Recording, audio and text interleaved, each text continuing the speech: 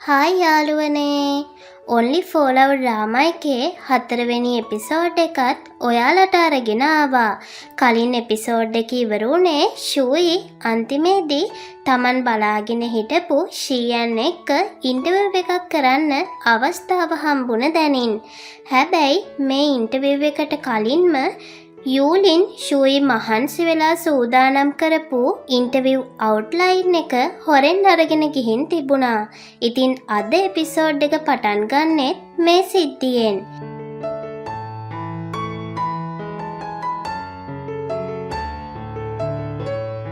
ෂූයි office එකට ආවට පස්සේ එයාගේ යාළුවා නන්නන්ගෙන් දැනගන්න ලැබෙනවා යූලින් ෂීයන් එක්ක ඉන්ටර්විව් එකක් කරලා තියෙනවා කියලා. ඒ වගේම යූලින් අහලා තියෙන ප්‍රශ්න ගැන දැනගත්තාම ෂූයිට එකපාරටම තේරෙනවා ඒ ප්‍රශ්න එයා සූදානම් කරපු ඒවම කියලා. ඉතින් ෂූයිට මේ ගැන හොඳටම තරහ යනවා. මොකද Taman දවස් ගාණක් මහන්සි වෙලා ෂීයන් ගැන තොරතුරු හොයලා ඉන්ටර්විව් එකට සූදානම් කරපු ප්‍රශ්න ටික වෙන කෙනෙක් Tamanගෙන් අරගෙන ගිහින් පාවිච්චි කරලා තියෙනවා. ඒත් ඒ වෙලාවේ ෂූයිට තවත් දෙයක් මතක් වෙනවා. ෂීයන් එක්ක ඉන්ටර්විව් එක කරන වෙලාවේ ෂීයන් Tamanගෙන් එකම ප්‍රශ්නයක් දෙවතාවක් අහනවා වගේ හැසිරුණා. ඒ වෙලාවේ ෂූයිට ඒක එච්චර තේරුනේ නැහැ. හැබැයි යූලින් Tamanගේ ඉන්ටර්විව් අවුට්ලයින් එක අරගෙන ගිහින් කියලා දැනගත්තට පස්සේ ෂූයිට තේරෙනවා ෂීයන් ඒ වෙලාවෙම Tamanගේ ප්‍රශ්න වෙන කෙනෙක් අරගෙන තියෙන බව දැනගෙන හිටියා කියලා. මේක මතක් වුණාම ෂූයිට ටිකක් ලැජ්ජත් හිතෙනවා. මොකද ෂීයන් මේ ගැන දැනගෙන හිටියත් Taman නම් ඒ වෙලාවේ කිසිම දෙයක් නොදැන ඉන්ටර්විව් එක කරගෙන ගිහින් තිබුණා. ඒත් ෂූයි මේ සිද්ධිය නිසා Tamanගේ වැඩ අතහරින්න නම් සූදානම් වෙන්නේ නැහැ. එයා හිතන්නේ Tamanගේ හැකියාව පෙන්වන්න නම් තවත් මහන්සි වෙලා වැඩ කරන්න ඕනි කියලා. මේ අතරේ යූලින් ඔෆිස් එකේ කට්ටියක් එක්ක ෂීයන්ව ඉන්ටර්විව් කරපු එක ගැන විස්තර කතා කරමින් ඉන්නවා. ඒක දැකලා ෂූයිට තවත් කේන්ති යනවා. හැබැයි ෂූයි එතනදී යූලින් එක්ක ප්‍රශ්නයක් ඇති කරගන්නේ නැහැ. ඒ වෙනුවට Tamanගේ වැඩ ගැන අවධානය යොමු කරන්න තීරණය කරනවා. ඔන්න මේ අතරේ ෂූයිට එයාගේ කලින් පෙම්වතා වන යූයිව ආයෙත් හම්බ වෙනවා. යූයි ෂූයිට කියනවා එයා ඉදිරියේදී මින්ගියු ආයතනයේ වැඩ කරන්න යනවා කියලා. ඒ වගේම Tamanට දැන් අලුත් වාහනයක් තියෙනවා කියලත් යූයි ෂූයිට පෙන්වන්න හදනවා. හැබැයි ෂූයි නම් යූයි කියන දේවල් වැඩි ගණන් ගන්නේ නැහැ. ඒ වෙලාවේ ෂූයිගේ යාළුවත් ෂූයිත් එක්ක ඉන්නවා. යූයිගේ මේ හැසිරීම දැකලා ෂූයිගේ යාළුවට නම් හොඳටම තරහ යනවා. ඉතින් ඇය යූයිට ටිකක් උපහාසයෙන් උත්තර දෙන නිසා යූයි එතනින් යනවා. ඊට පස්සේ යාළුවා ෂූයිට කියන්නේ දැන් යූයි ගැන වැඩි හිතන්නේ නැතුව Tamanගේ රැකියාව ගැන අවධානය යොමු කරන්න කියලා. මොකද ෂූයි මේ රැකියාවට කොච්චර මහන්සි වෙනවද කියලා රෝෂාන් හොඳටම දන්නවා. ඉතින් ෂූයි යූයිගේ වෙන්වීම නිසා Tamanගේ වැඩ නවත්වන්නේ නැතුව Tamanගේ වෘත්තීය ජීවිතය ඉස්සරහට අරගෙන යන්න තීරණය කරනවා. රෝෂාන් සහ ෂූයි ආයෙත් ෂීයන්ව හම්බ වෙන්න විදිහක් ගැන කතා කරනවා. එතකොට ෂූයිට එකපාරටම Tamanගේ කරාබුවක් මතක් වෙනවා. ඒ කරාබුව ෂීයන්ගේ වාහනේ වැටලා තියෙන බව ෂූයිට මතක් වෙනවා. ඉතින් ෂූයි මේ ගැන රෝෂාන්ට කිව්වහම රෝෂාන් කියන්නේ මේක හොඳ අවස්ථාවක් කියලා. මොකද කරාබුව ගන්න ෂීයන්ව ආයෙත් හම්බ වෙන්න ෂූයිට පුළුවන්. ඉතින් ෂූයි ෂීයන්ව සම්බන්ධ කරගන්න තීරණය කරනවා. ඇය චෙන්ෂෙන් හරහා ෂීයන්ට මේ ගැන කියනවා. ෂූයි කියනවා Tamanගේ කරාබුව ෂීයන්ගේ වාහනේ වැටලා තියෙනවා කියලා. චෙන්ෂියන් ෆෝන් එක ෂීයන්ට දෙනවා. ෂීයන් ඒ කරාබුව අතේ තියන් ඉඳියත් කරාබුවක් වාහනේ නැහැ කියලා ෂූයිට කියනවා.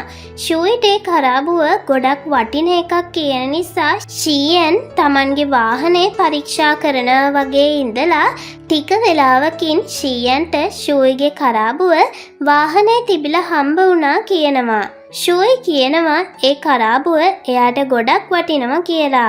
හැබැයි ෂීයන් ඒක දැකලා ටිකක් පුදුම වෙනවා. ඒත් ෂීයන් නම් ඒක බලලා එච්චර ලොකු වටිනාකමක් තියෙන දෙයක් වගේ පේන්නේ නැහැ කියලා විහිළුවක් කරනවා. එතකොට ෂූයි කියන්නේ මේ කරාබුවේ වටිනාකම සල්ලි වලින් මනින්න බැහැ කියලා. මොකද ඒක තමන්ගේ ආච්චිගෙන් ලැබුණු දෙයක් නිසා ඒ කරාබුව තමන්ට ගොඩාක් වටිනවා කියලා ෂූයි කියනවා. ඉතින් ෂීයනොත් කරාබුව ආරක්ෂිතව තියාගන්නවා. ඊට පස්සේ චෙන්ෂියන් හරහා ෂූයිට ඒක යවන්න පුළුවන් කියලා ෂීයන් කියනවා. හැබැයි ෂූයි ඒකට කැමති වෙන්නේ නැහැ. එයා කියන්නේ තමන්ම ඇවිත් කරාබුව අරගෙන යන්නම් කියලා. ඉතින් ෂීයනු ෂූයිට තමන් ඉන්න තැන ලොකේෂන් එක යවනවා. මේක අහපු ෂූයිගේ යාළුවට නම් හොඳටම සතුටුයි. මොකද ඇයට හිතෙන්නේ මේ කරාබුව නිසා ෂූයිට ෂීයන්ව ආයෙත් හම්බ වෙන්න හොඳ අවස්ථාවක් ලැබුණා කියලා. ඉතින් ෂූයිත් ෂීයන්ව හම්බ වෙන්න යනවා. ෂීයන්ගේ ගෙදරට ගියාට පස්සේ එයාට එතන තියෙන දේවල් ගැන ටිකක් අවධානය යොමු වෙනවා. ඒ අතරේ ෂූයිට ඡායාරූපයක් දකින්න ලැබෙනවා. ඒත් ෂූයිට මේ ඡායාරූපයේ ඉන්න කෙනා ගැන හරිහැටි දැනුමක් නැති නිසා එයා ඒ කෙනා ෂීයන් කැමති කෙනෙක් වෙන්න ඇති කියලා හිතලා ෂූයි ඒ ෆොටෝ එකේ ඉන්න කෙනාට කැමති එයාගේ ෆෑන් කෙනෙක් කියලා කියනවා. ෂූයිට ෂීයන් කරාබුව ගන්න කියනවා. හැබැයි මේ අතරේ ෂූයිට ෂීයන්ගේ ව්‍යාපාර කටයුතු ගැනත් මතක් වෙනවා. විශේෂයෙන්ම ලර්න් ටෙක්නොලොජි ආයතනය ගැන ෂීයන්ට තියෙන උනන්දුව ගැන ෂූයි කලින් ඉඳන්ම දන්නවා. ඒ නිසා කරාබුව ගන්න ආපු එකෙන්ම නවතින්නේ නැතුව ෂූයි ෂීයන්ගේ ව්‍යාපාර කටයුතු ගැනත් තවත් තොරතුරු දැනගන්න උත්සාහ කරනවා. ෂීයනුත් ෂූයිගේ මේ ප්‍රශ්න ගැන අවධානයෙන් ඉන්නවා. මොකද ෂූයි නිකන් තොරතුරු හොයන කෙනෙක් නෙවෙයි. එයාට ඇත්තටම ෂීයන්ගේ ව්‍යාපාර කටයුතු ගැන දැනගන්න උනන්දුවක් තියෙනවා. ඔන්න මේ අතරේ ෂීයන්ගේ ගෙදර තවත් කෙනෙක් ඉන්නවා කියලා ෂූයිට තේරෙනවා. ඒ තමයි ෂීයන්ගේ සහෝදරයාගේ දුව ක්වින්සි. හැබැයි ෂූයි තාම දන්නේ නැහැ ක්වින්සි කවුද කියලා. ෂීයනොත් ෂූයි එන වෙලාවේ ක්වින්සිට තමන්ගේ කාමරේම ඉන්න කියලා කියනවා. ඒ නිසා ෂූයිට අයව හරියට හමුවෙන්න අවස්ථාවක් ලැබෙන්නේ නැහැ. මේ අතරේ ෂූයිට තාමත් නොතේරෙන ලොකුම දෙයක් තමයි තමන්ගේ කලින් පෙම්වතාව අරගෙන ගිය ක්වින්සි සහ ෂීයන්ගේ පවුල අතර තියෙන සම්බන්ධය මොකක්ද කියලා. ඒ නිසා තමන් දැන් ඉන්නේ ෂීයන්ගේ පවුලෙම කෙනෙක් ඉන්න ගෙදර කියලා ෂූයිට කිසිම අදහසක් නැහැ. ඉතින් කරාබුව ගන්නාපු ෂූයි නොදැනුවත්වම ෂීයන්ගේ පෞද්ගලික ජීවිතයට ටිකෙන් ටික ලන් වෙන්න පටන් ගන්නවා. මේ අතරේ ෆයිනෑන්ෂල් විෂන් ඔෆිස් එකේ ටැන්ගි ෂූයිගේ වැඩ ගැන අවධානයෙන් ඉන්නවා. ෂූයිට වැඩ තවත් හොඳට කරගන්න උදව්වක් විදිහට ටැන්ගි තීරණය කරනවා එයාගේ කණ්ඩායමට අලුතින් සේවකයෙක් එකතු කරන්න. ඉතින් ටැන්ගි ෂූයිට ඒ ගැන කියලා ඒ කෙනාගේ විස්තර පත්‍රිකාවක් දෙනවා. හැබැයි ෂූයි නම් මුලින්ම ඒ ගැන එතරම් කැමැත්තක් දක්වන්නේ නැහැ. මොකද තමන්ගේ වැඩ කරන විදිහට තවත් කෙනෙක් එකතු කරගන්න එකෙන් තමන්ගේ වැඩ තවත් අමාරු වෙයි කියලා ඇයට හිතෙනවා. ඒ නිසා ෂූයි කියන්නේ මේ කෙනාව වෙන කණ්ඩායමකට දෙන්න පුළුවන් කියලා. හැබැයි ටැන්ගි නම් ඒකට කැමති වෙන්නේ නැහැ. එයා කියන්නේ අලුතින් එන කෙනා ෂූයිගේ කණ්ඩායමට තමයි එකතු කරලා තියෙන්නේ කියලා. ඉතින් ෂූයිටත් දැන් අලුත් කෙනෙක් එක්ක වැඩ කරන්න සිද්ධ වෙනවා. හැබැයි මේ අලුත් කෙනා කවුද? එයා ෂූයිගේ වැඩවලට කොහොම සම්බන්ධ වෙයිද කියලා තාමත් අපි දන්නේ නැහැ. ඔන්න එහෙනම් only for love 4 වෙනි එපිසෝඩ් එක අවසන් වෙන්නේ ෂූයිගේ කණ්ඩායමට අලුත් සේවකයෙක් එකතු වෙන්න යන තැනින්. ඒ වගේම මේ එපිසෝඩ් එකේදී ෂූයිට ෂියන්ව ආයෙත් හමු වෙන්න අවස්ථාවක් ලැබුණා වගේම ෂියන්ගේ පෞද්ගලික ජීවිතය ගැනත් එයා නොදැනුවත්වම තවත් ලන් වෙන්න පටන් ගත්තා. ඉතින් මේ අලුත් කෙනා කවුද? එයා ෂූයිගේ කණ්ඩායමට ආවට පස්සේ මොනව වෙයිද?